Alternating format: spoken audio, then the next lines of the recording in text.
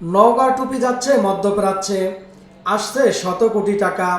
রফতানিযোগ্য টুপি তৈরিকে কেন্দ্র করে নওগাঁয় কর্মসংস্থান বাড়ছে নারীদের।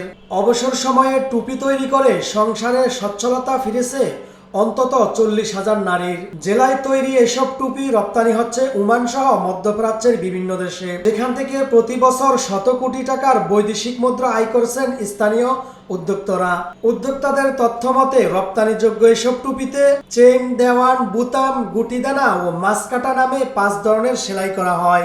আকর্ষণীয় এসব টুপি ওমানের জাতীয় টুপি নামে পরিচিত হলেও সৌদি আরব, কাতার, কুয়েত, পাকিস্তান, মালয়েশিয়া, বাহরাইন সহ মধ্যপ্রাচ্যের বিভিন্ন দেশে এর চাহিদা রয়েছে।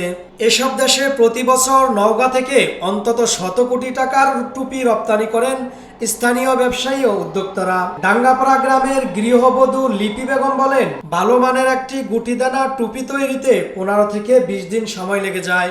সংসারের কাজের পাশাপাশি এই টুপি তৈরি করে মান বেঁধে 1,500 থেকে 2,000 টাকা পারিশ্রমিক পায়। অবসর সময়ের এই আয় থেকে কৃষক স্বামীকে সহযোগিতা করে যাচ্ছি। সারা বছর উপার্জিত টাকা থেকে নিজের পছন্দের জিনিসপত্র কেনা সহ সন্তানের পড়ালেখার খরচ নিজেই চালিয়ে আসছি। একই গ্রামের আরেক গৃহবধূ শাবানা বেগম বলেন, প্রতিবেশীদের দেখে অনুপ্রাণিত হয়ে 5 বছর আগে অবসর সময়ে টুপি সেলাইয়ের কাজ শিখেছিলাম। এখন সেই কাজকেই পেশা হিসেবে বেছে নিয়েছি। সংসারে কাজের পাশাপাশি টুপি সেলাই করে বর্তমানে আমি নিজেই স্বাবলম্বী। তবে এই কাজে সম্পৃক্ত হওয়ার পর থেকে দেখেছি এখন অবধি আমাদের পারিশ্রমিক বাড়েনি। শুধুমাত্র নারী হওয়ার কারণেই আমরা প্রত্যেকেই প্রতিনিয়ত মজুরি বৈষম্যের শিকার হচ্ছি। একই কাজ পুরুষ শ্রমিকরা করলে অন্তত 3 গুণ বেশি পারিশ্রমিক পেত।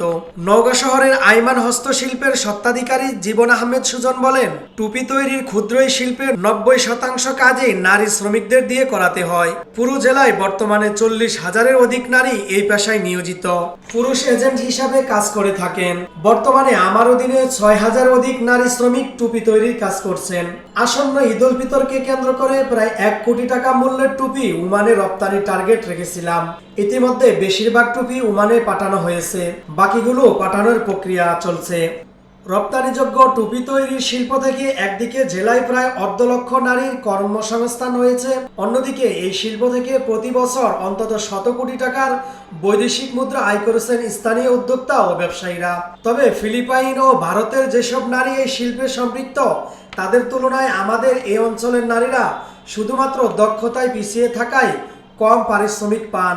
এই মজুরি বৈষম্য দূর করতে নারীদের প্রয়োজনীয় কারিগরি প্রশিক্ষণ দেওয়ার পরিকল্পনা রয়েছে বিসিকের। পাশাপাশি এই হস্তশিল্পকে আরও এগিয়ে নিতে উদ্যোক্তারা চাইলে তাদের সহজ শর্তে ঋণ পেতে সব ধরনের সহায়তা দেওয়া হবে।